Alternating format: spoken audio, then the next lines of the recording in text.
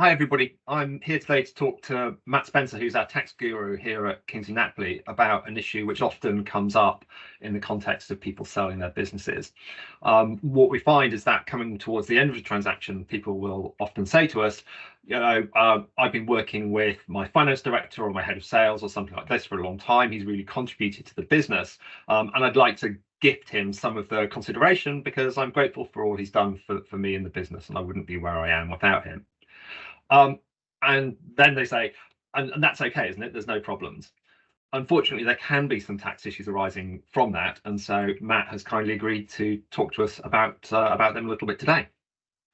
Great, thank you, John. Thanks for having me on.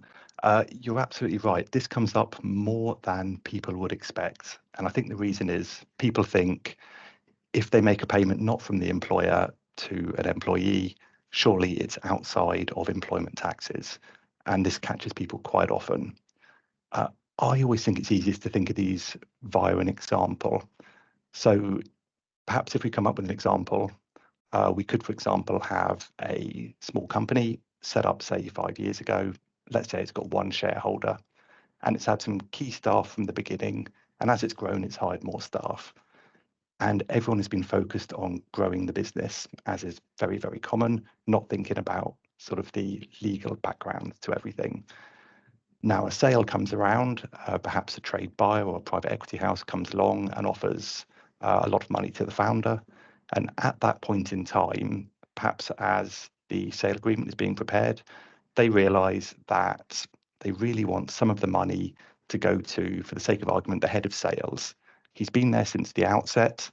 There may have even been a verbal agreement that he was going to get a part of the company, but it was just never put in place because everyone was too busy and it wasn't thought about.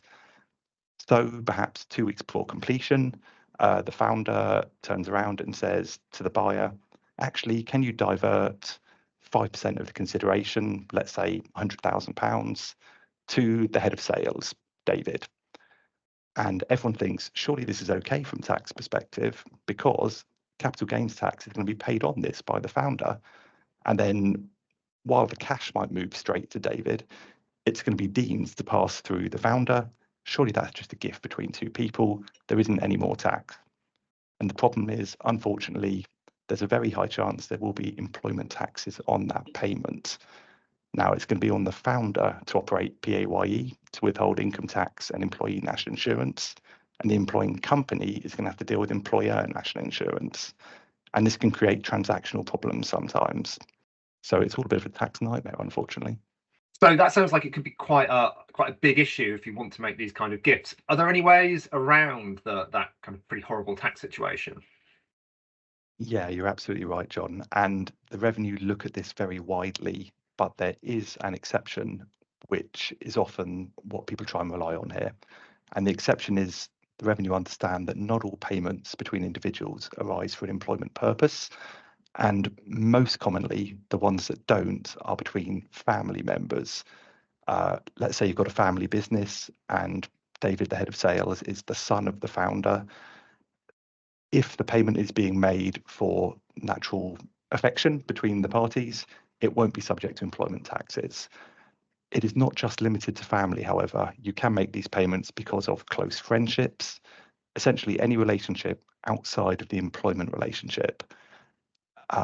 Often this is a contentious point because the parties won't necessarily always agree whether a payment is being made for friendship purposes or employment purposes. It is possible to get a clearance from HMRC on this point.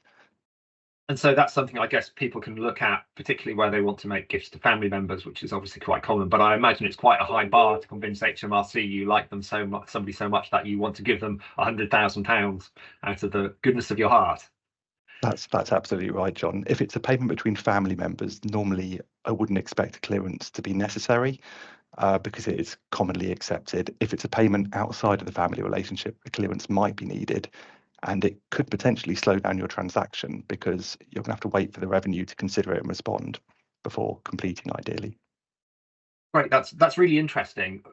Fascinating to know that there are a couple of potential ways around this, which I actually wasn't aware of before we started talking about having this conversation. I knew there was the problem, but not the solutions.